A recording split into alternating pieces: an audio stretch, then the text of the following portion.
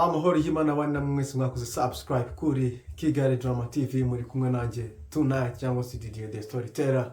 Nongera nkwibutsa gukora subscribe, like, share ndetse na comment mbere yuko dutangira inkuru yacu byose y'umukobwa w'umunyarwandakazi w'ikibero n'imiterere myiza kurusha abandi muri East Africa ndetse no muri Africa. Uri kumwe nanjye tonight.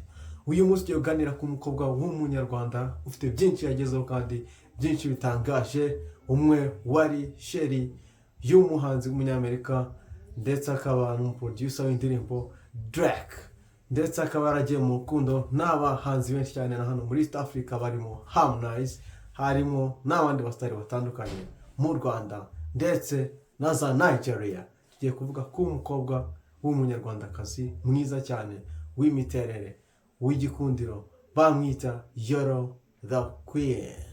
Umukobwa w'umunyarwandakazi wamamaye kubera ubutunzi amaze kwigwizaho bitewe no gufashoninga cyangwa se na fashion.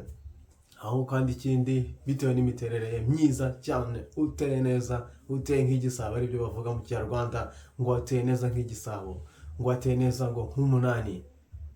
Urumva ni imiterere myiza nk'uko uri kubibona muri clip aho ngaho muri video. Ese Yolo the Queen ni iki gitumye nza kumuvugaho? Ngiye kumuvugaho bitewe n'uko mwamaze kwigwizaho buri mu modoka mu bwoko bwa Range Rover, akaba afite n'inzu hano i Kigali nziza cyane. Muri akanya rero byavuzwe ko ngo yabitangaje ku rukuta rwe rwa Instagram, avuga ngo aho yavuze akajambo kamwe katunguye abantu, kateye abantu ubwo bavuga ngo it's amazing to be in a jet very soon. Nyine yabivuze avuga ko nyine ngo ni private jet, ari kuvuga ko ashaka ngo kugira ngo agure private jet, ngo guhora aragendera mu VIP na business classes.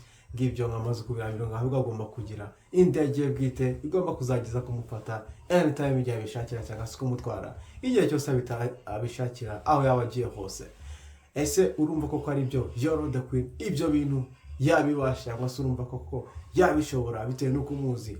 Ariko n'umukobwa udafite akayabo k'amafaranga atari make, afite akayabo k'amafaranga atari make, amamiliyoni y'amadolari ndetse n'amamiliyari mu Manyarwanda akura muri fashion ziwe ndetse no ku mbuga nkoranyambaga, ndetse n'amagift agenda ahabwa n'abasheri ndetse n'abashuti batandukanye, cyane ko aziranye n'abantu b'ibyamamare gusa bari nabo batunze akayabo k'amafaranga y'u Rwanda.